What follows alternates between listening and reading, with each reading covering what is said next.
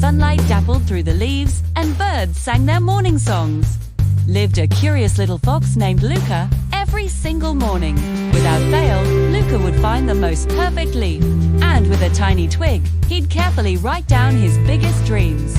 He'd then place these precious leaves into a special wooden box he had carved all by himself. His wish box. Boo. If you looked closely at this little box, you'd see it was covered in tiny hand-carved stars. One morning, the leaf he placed inside read, "I want to fly just like a sparrow." Filled with determination, Luca fashioned a pair of wings from fallen feathers and twigs. He raced to the top of the highest hill, took a deep breath, and with all his might, he leaped. Falls. He didn't soar through the sky. Instead, he tumbled and rolled down the grassy slope, landing in a soft heap at the bottom. But Luca wasn't sad. He just lay there, looking up at the sky, and let out a great big laugh. Well, he giggled to himself. Maybe I just need a little more practice.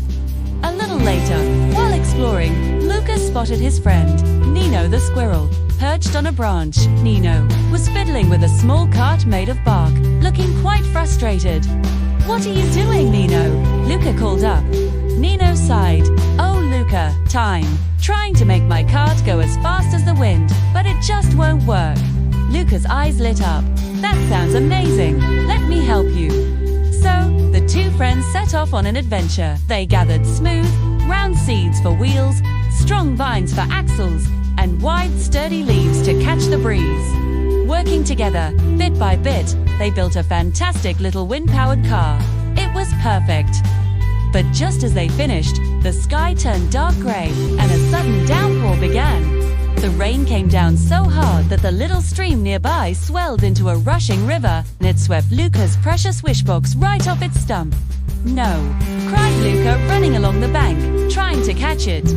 But the current was too strong, and soon the little box disappeared from sight. Luca watched helplessly as his dream leaves floated away, one by one, carried off by the water. His heart felt heavy, and he sat down by the stream, his head drooping with sadness. Nino quietly came over and held a large, waxy leaf over Luca's head like an umbrella. "The dream isn't really in the box, Luca," he said softly. "It's in your heart. It's always been there." As Nino spoke, the rain began to soften, and a gentle, warm light broke through the clouds. Storm passed as quickly as it had arrived, and across the sky, a brilliant rainbow appeared, painting the forest in beautiful colors. Sitting there with his friend, Luca understood. He picked up a fresh green leaf and wrote a brand new dream on it. "I want to help those who have forgotten their dreams." From that day on, a new tradition began in the forest. Whenever Luca found someone feeling sad or discouraged, he would quietly give them a leaf. And on that leaf, he would have written a simple, powerful message. "Don't forget your heart is still dreaming." And as the warmth of his kindness spread, the forest seemed just a little bit brighter, filled with the promise of dreams waiting to be rediscovered, too. Thank you so much for joining us for Luca's story. If you enjoyed it, please give this video a like and subscribe to our channel for more heartwarming adventures.